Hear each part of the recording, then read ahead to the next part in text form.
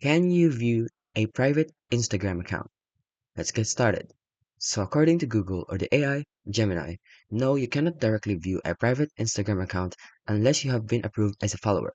Instagram's privacy settings prevent non-followers from seeing content on private accounts, and there are no official or reliable ways to bypass these restrictions. So, here's a more detailed explanation. Private accounts or Instagram allows users to set their accounts to private, meaning only approved followers can see their posts, stories, and reels. The follow request as well. If you want to view a private account, you must send a follow request, and the account owner will then have the option to accept or decline your request. And the privacy. So Instagram prioritizes your users' privacy and does not allow public viewing of private accounts.